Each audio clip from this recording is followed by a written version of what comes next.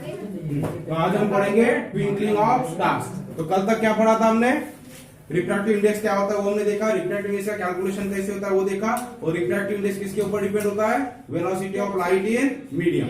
तो particular medium में different medium has different velocity of light और उसके हिसाब से उसका रिफ्रैक्टिव इंडेक्स होता है। ठीक है, अब नेक्स्ट है टॉपिक की हमारे एटमॉस्फेयर में किस तरह से रिफ्रैक्शन देखने को मिलता है। ठीक है, एटमॉस्फेयर में क्या क्या चीजें हम देखते हैं रोज? ट्विंकलिंग ऑफ स्टार देखते हैं। नाइट के वक्त जो स्टार दिखता है तो कैसे दिखता है? ट्विंकल करते हुए दिखता है। तो क्यों ट्विंकलिंग होता है वो हम देखेंगे। सनराइज सनसेट के वक्त क्या पोजीशन होती है सन की और किस पोजीशन पे हमें दिखता है, क्या डिफरेंस होता है वो भी हम देखेंगे। और उसके साथ में एक दो एग्जांपल दिए आपको, देखो ट्विंकलिंग ऑफ स्टार्स के इसमें। Can you tell, have you seen a mirage which is an illusion of the appearance of water on a hot road or in a desert? देखा है आपने, कभी एक्सपीरियंस किया है? Have you seen a mirage which is an illusion of appearance of water on a hot road or in a desert? Hot road, अगर आप गर्मी के सीजन में देखोगे, जब धूप होती है, कड़ी धूप होती है, तो रोड जब गर्म हो जाता है तो दूर लंबा अगर रोड है स्ट्रेट तो आप दूर देखना ऐसे हिलता हुआ दिखता है, वाटर जैसा अपीयरेंस आता है वहां पर। या हॉट सरफेस के ऊपर भी देखो, किसी आप टेरेस के ऊपर जाओ गर्मी के सीजन में पर्टिकुलर, ठीक है, अगर वहां टीन का वो छत लगा हुआ है, कुछ लगा है टेरेस के ऊपर, तो वहां भी आपको कैसे एयर में कैसे वो छत के ऊपर कैसे दिखेगा, ऐसे हिलते हुए दिखेगा समथिंग, ऐसा लगता है वाटर है वहां पर, वाटर का अपीयरेंस होता है। ठीक है, या फिर आप अगर इसमें चले गए, डेजर्ट में चले गए जहां पूरा रेत होता है, ठीक है, सैंड होती है, तो सैंड क्या होती है, धूप में गर्म हो जाती है। तो जहां भी सैंड है अगर वहां आप जाते हो तो देखोगे आप, तो लॉन्ग डिस्टेंस पे थोड़ा देखोगे तो आपको फिर से क्या दिखेगा, वहां वाटर जैसा अपीयरेंस दिखेगा। एक्चुअली वाटर नहीं, इट इज इल्यूजन। ठीक है, भास होता है, इल्यूजन यानी क्या, आभास होता है कि जैसे कि वाटर है वहां, इसी एयर ऐसी हिलती हुई दिखाई देती है वाटर की तरह। ठीक है, तो इसे क्या बोलते हैं हम? मिरेज। तो क्या आपने देखा है बोलते हैं, तो किसका इफेक्ट है? This is because of refraction of light. ठीक है, हम देखेंगे किस तरह से होता है। फिर एक और क्वेश्चन आपको कुछ एक चीज दी आपको, have you seen that objects beyond and above Holi fire appear to be shaky, why does this happen? दूसरा एग्जांपल दिया है, कोई भी आप फायर लगाओ, ठीक है, जैसे कि होली जल रही है, तो होली के ऊपर भी क्या होगा, होली के ऊपर में भी हमें ऐसा फ्लिकरिंग होती है, शेकिंग होती है, ऑब्जेक्ट दिखाई देंगे, और उसके उधर देखेंगे अब तो हमें शेक होते हुए दिखाई देगा। मतलब एक जगह आग जल रही है, उसका धुआं निकल रहा है मान लो, और उसके पीछे वाला ऑब्जेक्ट हम देखेंगे, इस साइड से देखेंगे तो वो हमें शेक होते हुए दिखाई देगा, हिलते हुए दिखाई देगा। देखा है कभी? ठीक है, तो ये क्यों होता है? तो ये भी एटमॉस्फेयर में रिफ्रैक्शन, लाइट का रिफ्रैक्शन की वजह से होता है। अब कैसे होता है देखेंगे। So local atmospheric conditions affect the refraction of light to some extent. तो जो भी हमारे एटमॉस्फेरिक कंडीशन है उसकी वजह से लाइट का रिफ्रैक्शन कुछ एक्सटेंट तक होता है। In both the examples above, the air near the hot road or desert surface and near the holy flames is hot and hence rarer than the air above it. तो क्या होता है generally, जो hot surface होता है, जब air hot हो जाती है तो हॉट एयर में क्या होगा, जैसे हम एयर को हॉट करेंगे तो और उसमें क्या होगा, एक्सपांशन होगा, तो रेयर मीडिया हो जाता है। तो एयर क्या, कोल्ड एयर क्या होगी, डेंस होगी कंपेयर टू हॉट एयर। समझ में आ गया? तो हॉट एयर कहां होगी, सरफेस के ऊपर, जो रोड है उसका सरफेस या डेजर्ट है उसका सरफेस, तो वहां होगा हॉट एयर। और जैसे जैसे हम हॉट एयर से ऊपर जाएंगे तो क्या हुआ, एयर क्या हो जाएगी, कूल होती जाएगी, और कूल एयर थोड़ी डेंस होती है आगे दिन में। तो हॉट एयर रेयर हो गया, रेयर मीडियम हो गया, और जो कोल्ड एयर होती, कूल एयर होती है, वो डेंसर मीडियम हो जाएगा। तो हमने कल देखा कि जब भी रेयर मीडिया से डेंसर मीडिया में या डेंसर मीडिया से रेयर मीडिया में रे ट्रैवल होती है तो क्या होता है, बेंडिंग होता है, उसका मतलब रिफ्रैक्शन होता है। समझ में आ रहा है? तो हॉट ऑब्जेक्ट हो, चाहे रोड हो, चाहे डेजर्ट हो, सरफेस हो, या फिर वो फ्लेम हो, ठीक है, होली की फ्लेम हो, उसके ऊपर भी क्या हॉट रहेगा, तो एयर हॉट रहेगी, तो जहां हॉट एयर है वहां क्या होगा, रेयर मीडियम का काम करेगा, और उसके ऊपर की अबोध, ठीक है, एयर जो रहेगी उसके अबोध वो क्या होगी, कूल होगी कंपेयर टू सरफेस के पास में। तो इसके वजह से क्या होगा, डिफरेंस आ जाएगा मीडियम में, रेयर मीडिया और डेंसर मीडिया की वजह से, और इस वजह से क्या होगा, रिफ्रैक्शन होगा लाइट का, क्योंकि रेयर से ऊपर से लाइट अगर आ रहा है तो क्या होगा, या ऑब्जेक्ट उधर है, ठीक है, मान लो ये होली चल रही है, इसके ऊपर फ्लेम है, ठीक है, होली चल रही है, तो यहाँ तो वो ऑब्जेक्ट अगर मान लो इस साइड में, मान लो ये बोर्ड ऑब्जेक्ट है, यहाँ फ्लेम चल रही है, तो आप इधर से अगर ऑब्जर्व करोगे तो आपको क्या दिखाए, हिलते हुए दिखाई देगा बोर्ड। तो क्यों, क्योंकि बोर्ड से आने वाली रेस क्या हो रही है, पहले तो वो कौन सी मीडिया में, डेंसर मीडिया में, फिर यहाँ हॉट एयर है, ये होली चल रही है उसके ऊपर एयर कैसी है, हॉट है, तो हॉट एयर में से वो ट्रेवल करते हुए आ रही है। तो क्या होगा, जब डेंसर मीडिया से रेयर मीडिया में आएगी तो क्या होगा, डिफ्लेक्शन हो जाएगा रे का, ठीक है। तो डिफ्लेक्शन होगा और डिफ्लेक्शन होते होते फिर आपके आंखों तक, आप तो दूर हो हॉट से, ठीक है, तो फिर से हॉट से फिर से कूल एयर में आएगी, एंटर करेगी, तो रे क्या हो रही है, डिफ्लेक्ट होते हुए आ रही है इस तरह से।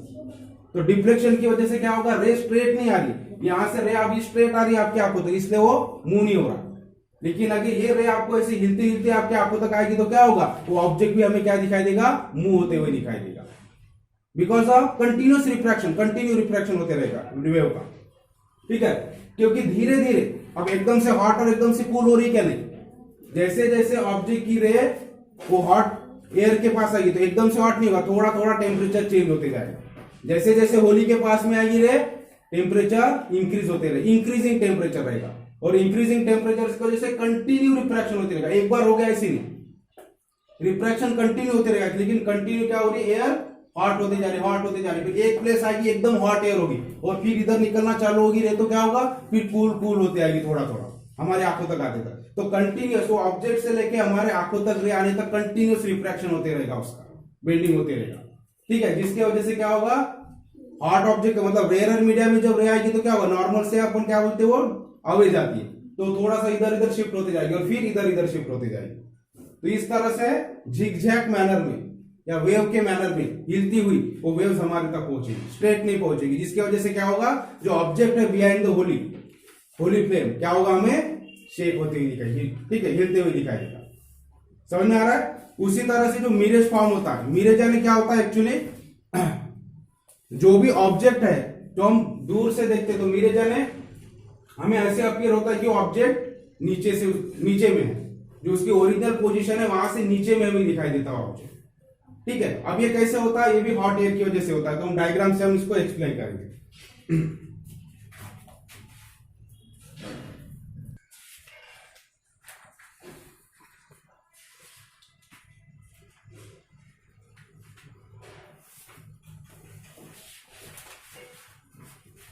देखो अभी मिरेज कैसे फॉर्म होता है हम समझ लेंगे। तो क्या होता है, एटमॉस्फेयर में हॉट एयर कोल्ड एयर होती है, जिसकी वजह से कंटिन्यूअस रिफ्रैक्शन होता है लाइट का, ठीक है। तो हमने देखा रेयर मीडिया से जब डेंसर मीडिया में जाएगी या डेंसर मीडिया से रेयर मीडिया में रे जाएगी तो वो डेविएट होती है, ठीक है, उसका डायरेक्शन चेंज होता है। अब यहाँ भी वही होता है, क्या होता है, ये जब हॉट, ये सरफेस हॉट है, हॉट सरफेस, ठीक है, तो लॉन्ग डिस्टेंस पे जो भी ऑब्जेक्ट है, तो हम लॉन्ग डिस्टेंस से जब उसको देखते हो तो ये सारी यहाँ इस ऑब्जेक्ट से निकलने वाली जो रेज है ये इस हॉट सरफेस के से होते हुए आती है, ठीक है। अब नियर द हॉट सरफेस या रोड मान लो या डेजर्ट है, कुछ भी है, तो सरफेस के ऊपर क्या होगा, एयर हॉट होगी और इसके ऊपर की एयर क्या होगी, कोल्ड होगी, ठीक है। तो ऊपर का मीडिया क्या हो गया, कोल्ड एयर मतलब डेंस है, और हॉट एयर मतलब थोड़ा रेयर मीडिया हो जाएगा, ठीक है। तो डेंस मीडिया से क्या होगा, पहले रेयर मीडिया में रे ट्रैवल होगी। जब भी हम इधर खड़े लॉन्ग डिस्टेंस पे खड़े और यहां से निकलने वाली रेस, तो थोड़ी नीचे जो रेस जा रही है वो क्या होगी, हॉट एयर से होती हुई आएगी। तो हॉट एयर में जब कोल्ड एयर से हॉट एयर में जाएगी तो क्या होगा, उसका रिफ्रैक्शन होगा, ठीक है। रिफ्रैक्शन होगा तो डायरेक्शन चेंज होगी, तो डायरेक्शन अब जैसे जैसे नीचे आ रही है, ज्यादा हॉट है नीचे, तो इसका डायरेक्शन कंटिन्यू चेंज होते रहेगा और चेंज होते होते हमारे आंखों तक पहुंचने तक इसका डायरेक्शन क्या हो जाएगा, इस तरह से चेंज हो जाएगा, स्ट्रेट नहीं आएगी। समझ में आ रहा है। तो जितनी भी यहां से पूरी रेस निकल रही है पूरी ऑब्जेक्ट की, तो हम यहाँ टॉप का दिखा रहे हैं, तो ये सारी रेस क्या होगी, इस तरह से हमारे आंखों तक आते होते इस तरह से कर्व पाथ ले लीजिए कंटिन्यूस, इसका धीरे धीरे हर एक पॉइंट पे ऐसा ऐसा चेंज होते रहेगा, ठीक है। यहाँ हम अगर नॉर्मल ड्रॉ करते हैं तो हमेशा रे क्या होती है, मान लो इधर से रे आ रही है, ये सरफेस है, ये कौन सा मीडिया है, डेंसर मीडिया, और ये रेयर मीडिया। तो रेयर मीडिया का नॉर्मल पोजीशन है, तो रेयर मीडिया में क्या होता है, डेंसर से जब रेयर मीडिया में आती है तो अवे, ये नॉर्मल से अवे जाती है, मतलब इधर मुड़ गई तो यहाँ वही होगा, ये ऐसे ऐसे चेंज होती जाएगी, ऐसे चेंज होते होते कर्व पाथ ले लेगा कंटिन्यूअसली।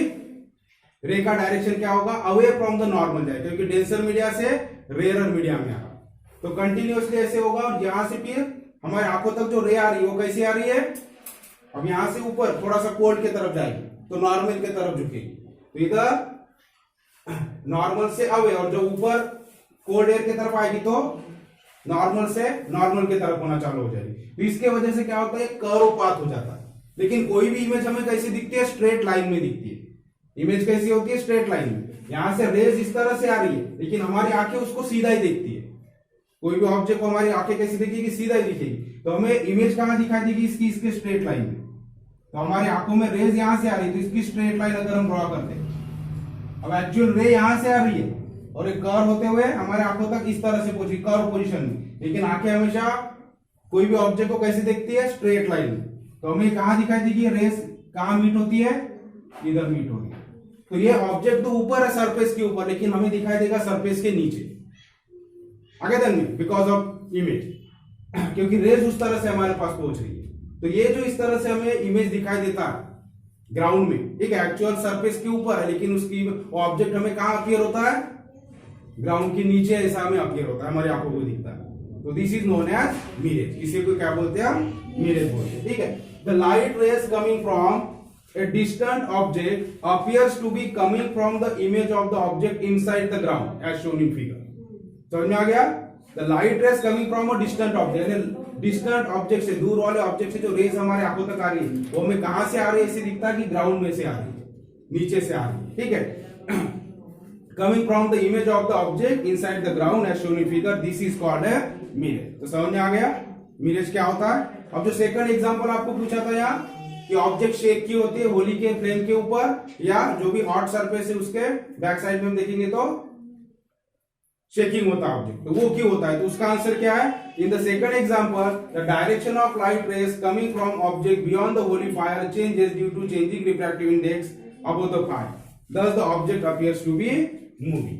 ठीक है, तो उसी तरह से ऑब्जेक्ट हमें मूव होते क्यों दिखाई देता है, अभी मैं एक्सप्लेन भी किया था, ठीक है। तो जो भी रेस वहां से आ रही है तो वो कौन सा media, denser media, cold air है। कोल्ड एयर से जब हॉट एयर में, जैसे जैसे एयर हॉट होती जाएगी तो उसका रिफ्रैक्शन होते जाएगा, बेंडिंग होते जाएगा, फिर हॉट एयर से फिर कोल्ड एयर में जब ट्रांसफर होगी रे ट्रैवल करेगी तो फिर से उसका रिफ्रैक्टिव इंडेक्स चेंज होते रहेगा और रे बेंडिंग होना चालू होगा, जिसकी वजह से continuous change in refractive index की वजह से लाइट का बेंडिंग होगा रेस का, और हमारी आंखों तक आते तक काफी वो झिगझैग मोशन इसमें आएगी, जिसकी वजह से हमें ऑब्जेक्ट कैसा दिखाई देगा, मूविंग होते हुए दिखाई देगा।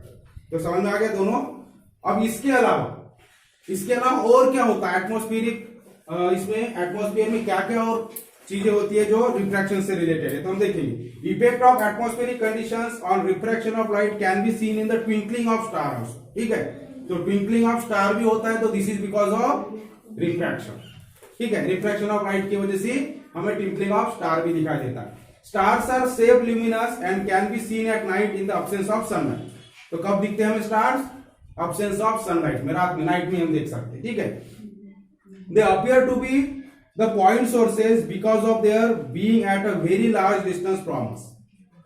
अब यहाँ दो चीजें आती है कि हमें स्टार्स ट्विंकल करते हुए दिखाई देते हैं, लेकिन जो प्लैनेट होते हैं वो ट्विंकल नहीं करते, ठीक है। तो वो भी हम देखेंगे। प्लैनेट्स थोड़ा, ठीक है, बड़े इसमें होता है।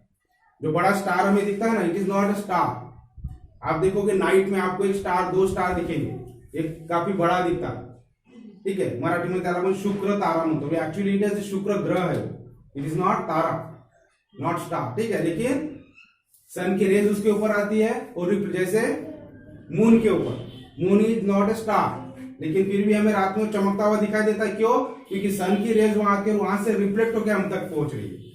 उसी तरह से कुछ प्लैनेट्स है जो बड़े स्टार हमें दिखाई देते हैं, वो क्या एक्चुअली प्लैनेट्स है, ठीक है। तो हम देखेंगे कि वो उतना ट्विंकल नहीं करते, और बाकी के छोटे छोटे जो स्टार होते हैं वो ट्विंकलिंग करते हुए दिखाई देते हैं। So they appear to be a point sources because of their being at a very large distance from us. As the density of air increases with lowering height above the surface of the earth, the refractive index also increases. Starlight coming towards us travel from rare medium to denser medium and constantly bends toward the normal. This makes the star appear to be higher in the sky as compared to its actual position as shown in figure. ठीक है।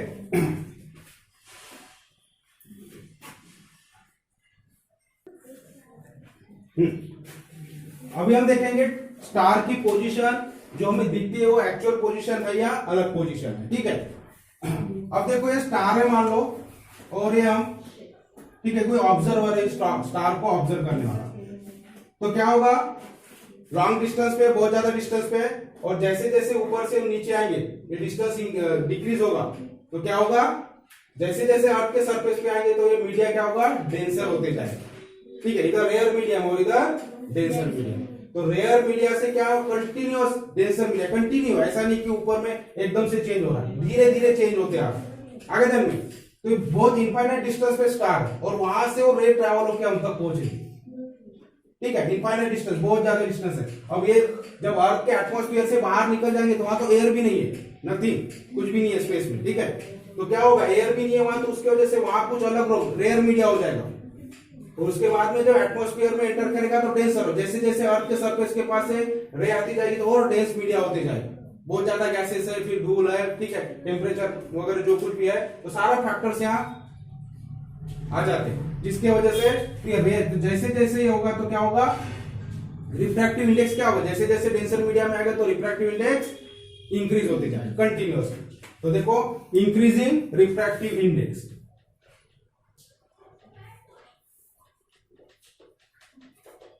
तो कल मैंने लिखा दिया था आपको कि जो डेंसर मीडिया होता है उसका रिफ्रैक्टिव इंडेक्स रेयर मीडियम से ज्यादा होता है। ठीक है, यहाँ रेयर मीडिया है और डेंसर मीडिया में रे आ रही है, तो ये जो रे जब ट्रैवल करेगी यहां से स्टार से निकलने वाली रे, तो कंटिन्यू इसका रिफ्रैक्शन होते रहेगा, तो स्ट्रेट जाएगी क्या, नहीं, तो कंटिन्यूस रिफ्रैक्शन डेंसर मीडिया में आ रही है तो नॉर्मल से अवे होते जाएगी, तो नॉर्मल से अवे होते हुए हर पॉइंट पे इसका क्या होगा, रिफ्रैक्शन होगा। तो रिफ्रैक्शन होते होते कौन सा पाथ ये ले लेगी, इस तरह से कर्व पाथ हो जाएगा इसका। ठीक है, स्ट्रेट न जाते हुए पाथ कैसा हो जाएगा, कर्व हो जाएगा। तो एक्चुअल पोजीशन स्टार की यहां पर, लेकिन इसकी रे किस तरह से आ रही है हमारे पास, कर्व होके, लेकिन हमारी आंखें हर चीज को कैसे देखती है, स्ट्रेट लाइन में देखती है। ठीक है, तो हमारी आंखों को एक कहां दिखेगा स्टार, यहां के स्ट्रेट लाइन में, इस तरह से। तो स्टार कहां दिखेगा हमें, इस पोजीशन पे दिखाई देगा स्टार,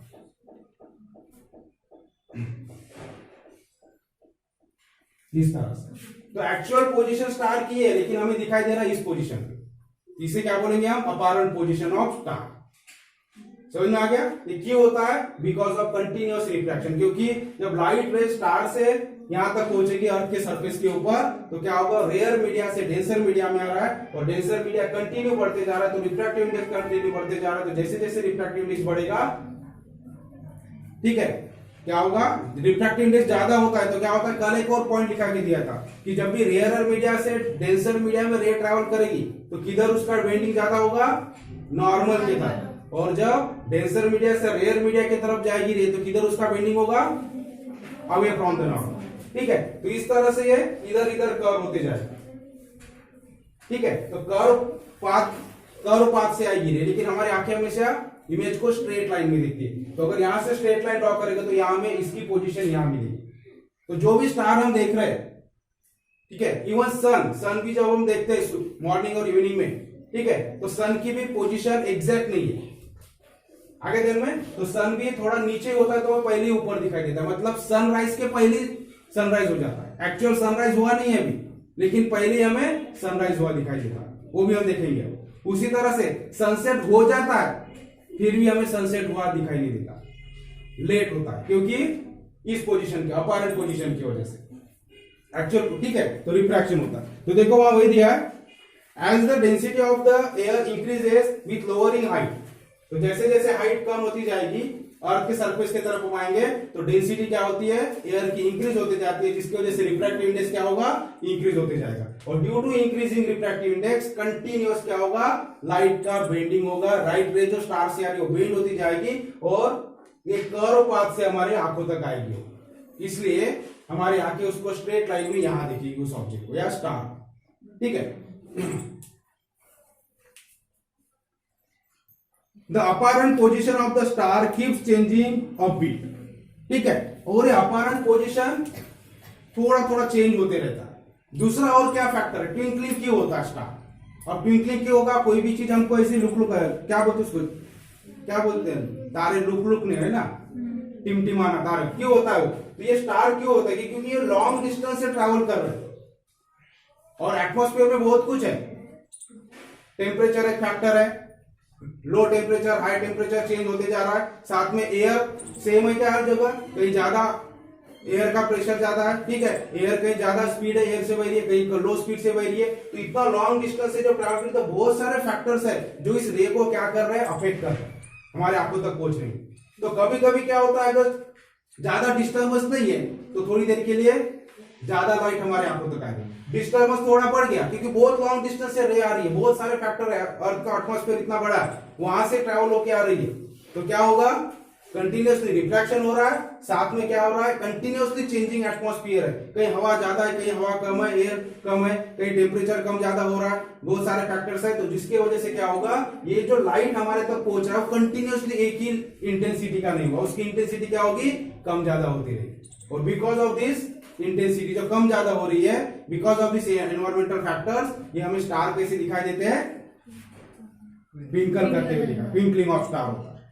क्योंकि ये बहुत लॉन्ग डिस्टेंस पे, और लॉन्ग डिस्टेंस पे होने की वजह से पॉइंट ऑब्जेक्ट बन जाता है। ऐसे लग रहा है कि सोर्स एक ही है, वहां एक ही पॉइंट से सारा रेज आ रही है, तो एक पॉइंट ऑब्जेक्ट हो जाता है बहुत लॉन्ग डिस्टेंस पे इसकी वजह से। और एक पॉइंट ऑब्जेक्ट से आने वाली रे क्या होगी, ये बहुत ज्यादा डिस्टर्बेंस से आ रही है, पूरा एनवायरमेंट से आ रही है, बहुत सारी लेयर्स से होके आ रही है एटमॉस्फेयर के, जिसकी वजह से इंटेंसिटी लाइट की कम ज्यादा होती है और जिसकी वजह से हमें ये ट्विंकल होते दिखाई देता है। और साथ में पोजीशन भी लिटिल बिट चेंज होती रहती है उसकी, ठीक है, क्योंकि फिर से एटमॉस्फेयर कांस्टेंट नहीं है, उसको हम शॉर्ट में क्या बोल सकते हैं, एटमॉस्फेयर कांस्टेंट नहीं है, कंटिन्यूअसली वो चेंज होते जा रहा है, जिसकी वजह से अपॉरेंट पोजीशन में भी, क्योंकि ये जो रेस बेंड हो रही है कम ज्यादा बेंड होगी, हर बार एक ही इसमें नहीं होगा, तो थोड़ा बहुत लिटिल बिट इसमें भी पोजीशन में चेंज आएगा, जिसकी वजह से ट्विंकलिंग ऑफ स्टार में दिखाई देता है। तो देखो याद दिया था, apparent position of star keeps changing a bit, this is because of the motion of atmospheric air and changing air density and temperature, ठीक है। तो कौन कौन से फैक्टर है, मोशन, एयर का मोशन हो रहा है because of motion of atmospheric air, air का मोशन है, स्पीड है, वेलोसिटी उसकी कम ज्यादा होती है, and changing air density and temperature, ठीक है। तो टेम्परेचर के हिसाब, टेम्परेचर भी ऊपर में बहुत लो टेम्परेचर है, फिर धीरे धीरे नीचे आएंगे तो टेम्परेचर इंक्रीज होते जाता है, ठीक है, डेंसिटी कम ज्यादा होती है एयर की, ये सारी चीजें जो अफेक्ट करते हैं रिफ्रैक्शन ऑफ लाइट को। Because of this the refractive index of air keeps changing continuously, in factors की वजह से एयर का जैसे जैसे नीचे आएगा तो रिफ्रैक्टिव इंडेक्स कंटिन्यूअसली चेंज होते रहेगा। Because of this change the position and brightness of the star keeps changing continuously and the stars appears to be twinkling. तो इस फैक्टर्स की वजह से ये पोजीशन भी कंटिन्यू चेंज होती रहेगी और ब्राइटनेस भी कम ज्यादा होते रहेगा, ठीक है। इसलिए हमें वो ब्राइटनेस कम ज्यादा होना उसी को बोलते हैं ट्विंकलिंग। तो ट्विंकलिंग ऑफ स्टार में दिखाई देगा, ठीक है। कांस्टेंट एक स्पीड, जैसे लाइट हम जला दे तो कांस्टेंट दिखाई देता है, लेकिन स्टार ट्विंकल होता है, कम ज्यादा उसका लाइट होता है, ठीक है। तो समझ में आ गया ट्विंकलिंग ऑफ स्टार क्यों होता है, क्योंकि बहुत लॉन्ग डिस्टेंस पे है, तो ये एज अ पॉइंट सोर्स करके काम करता है, एक ही पॉइंट से लाइट निकल रहा है इसे, और यहां से लाइट हम तक पहुंचने तक बहुत लॉन्ग डिस्टेंस से ट्रैवल करके आता है, बहुत सारे एटमॉस्फेरिक कंडीशन से होके आता है। तो कहीं डेंसिटी चेंज हो रही है, कहीं टेम्परेचर चेंज, कंटिन्यूअसली चेंज है, ठीक है, एटमॉस्फेरिक कंडीशन, जिसके वजह से रिफ्रैक्टिव इंडेक्स कंटिन्यू इंक्रीज होते जाता है हमारी आंखों तक आते तक, और कंटिन्यूअसली रिफ्रैक्शन लाइट का होता है, जिसकी वजह से ब्राइटनेस भी अफेक्ट होता है, ब्राइटनेस कम ज्यादा होता है स्टार का, साथ में उसका पोजीशन भी चेंज होते रहता है। तो चेंजिंग पोजीशन, चेंजिंग ब्राइटनेस की वजह से हमें स्टार ट्विंकल करते हुए दिखाई देते हैं।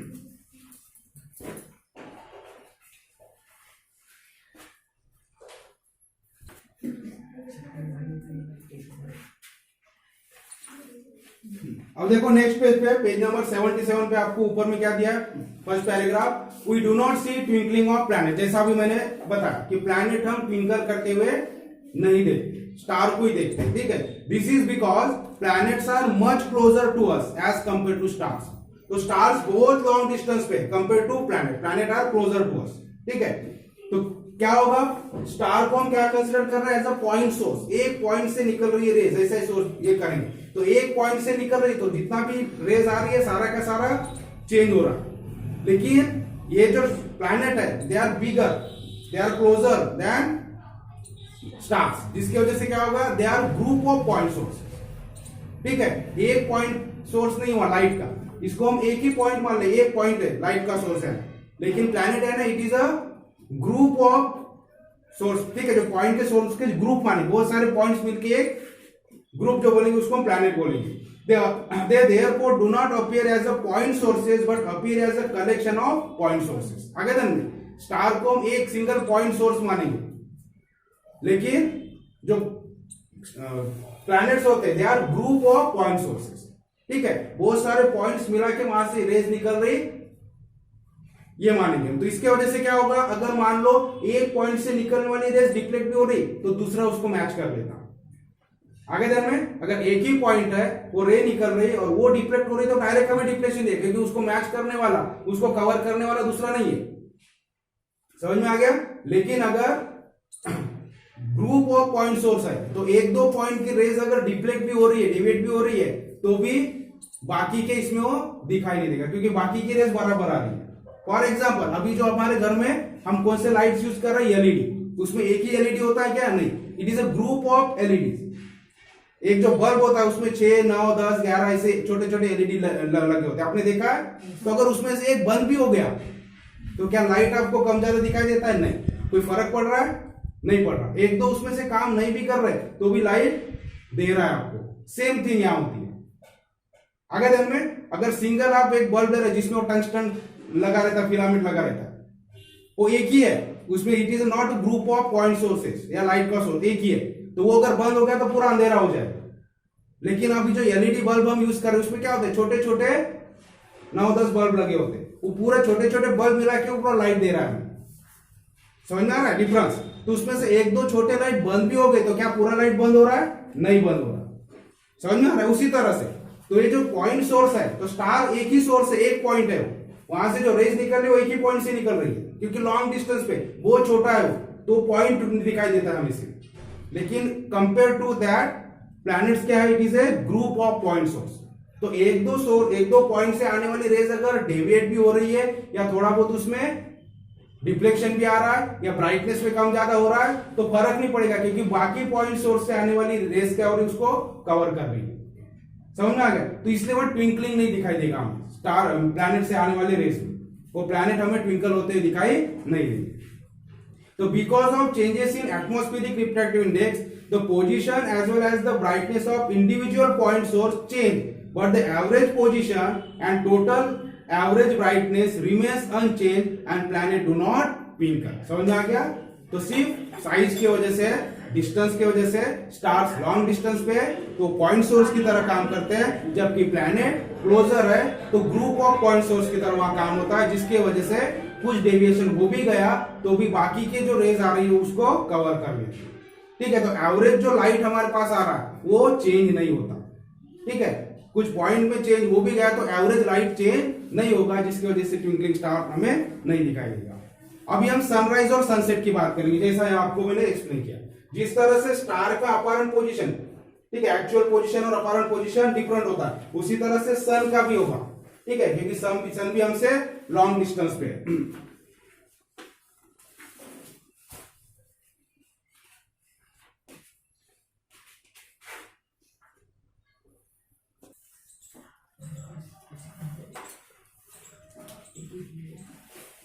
अभी देखो नेक्स्ट पैराग्राफ जो दिया है, by sunrise we mean the appearance of the sun above the horizon. तो सनराइज यानी क्या होता है, सनराइज यानी सूर्य उदय यानी क्या, हॉरिजॉन के ऊपर आना, मतलब उसको हम सनराइज बोलते हैं, और हॉरिजॉन से नीचे जाना उसको क्या बोलते हैं हम, सनसेट। ठीक है, हमारी लैंग्वेज में। So but when the sun is somewhat below the horizon, its light rays are able to reach us along a curved path due to their refraction through Earth's atmosphere as shown in figure.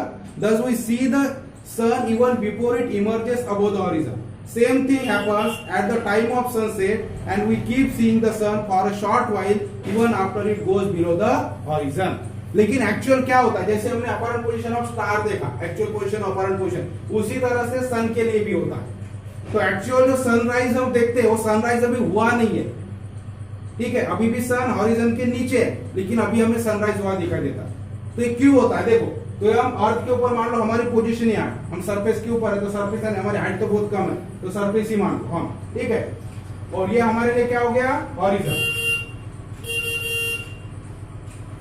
Horizon यानी सीधा जो line हम देखा, ठीक है, जहां तक दिखता है हमको, क्षितिज बोलते हैं उसको, जहां पे जमीन क्या हुआ, स्काई से जमीन को लगा हुआ दिखता है, तो सीधा देखो, तो इसको बोलेंगे हम स्ट्रेट लाइन है ना, हॉरिजॉन हो गया, ठीक है। अब हॉरिजॉन के नीचे ये सन है, तो सन की रेस तो आ रही है इधर, ये हमारी अर्थ है, सन की रेज आ रही है, तो जो भी रेज इधर, अभी हॉरिजॉन है, एक्चुअल सन ऊपर आया नहीं है, सन अभी हॉरिजॉन के नीचे ही है, लेकिन क्या होता है, सन की रेज ये जो एटमॉस्फेयर से होकर आ रही है, तो हम वन रे को यहाँ रिप्रेजेंट कर रहे हैं आपको अंडरस्टैंड करने के लिए। तो डिफरेंट लेयर से एटमॉस्फेयर की लॉन्ग डिस्टेंस पे सन है, तो कंटिन्यू क्या होगा, इसका रिफ्रैक्शन होते रहेगा, तो यहाँ से जो आने वाली रेज है जो हॉरिजॉन के ऊपर, क्योंकि हमारी पोजीशन हॉरिजॉन के ऊपर है, तो हॉरिजॉन के ऊपर जो भी रेज आ रही है सन की, ये क्या हो रही है, कंटिन्यू रिफ्रैक्ट होती रहेगी एटमॉस्फेरिक लेयर से आगे तक में, और कंटिन्यूस रिफ्रैक्शन की वजह से क्या होगा, कर्व पाथ ले लेगी, स्ट्रेट नहीं आएगी, यहां से रे तो स्ट्रेट सीधी इधर जानी चाहिए, लेकिन कंटिन्यूस क्या होगा, इसका रिफ्रैक्शन होते रहेगा हॉरिजॉन के पास, जिसके वजह से स्ट्रेट जाने वाली रे हमारे पास कैसे आएगी, आपको तब कर्व पाथ से आएगी, लेकिन हमारी आंखें इमेज को कहां दिखती है, स्ट्रेट लाइन, तो यहां से अगर हम स्ट्रेट लाइन, ये है कर्व पाथ, और यहां से अगर स्ट्रेट लाइन खींचेंगे तो सन हमें कहां दिखाई देगा, यहां पर, मतलब एक्चुअल अभी सन नीचे ही है, हॉरिजॉन के ऊपर आया नहीं है, लेकिन फिर भी हमें दिखता है कि ऊपर आ गया, सनराइज हो गया। इसका मतलब क्या होगा कि जो हम सनराइज एक्चुअली ऑब्जर्व कर रहे हैं, वो एक्चुअल अभी सनराइज नहीं, अभी भी सन थोड़ा नीचे है, अभी आने का है ऊपर, तो बिफोर सनराइज के बिफोर ही हम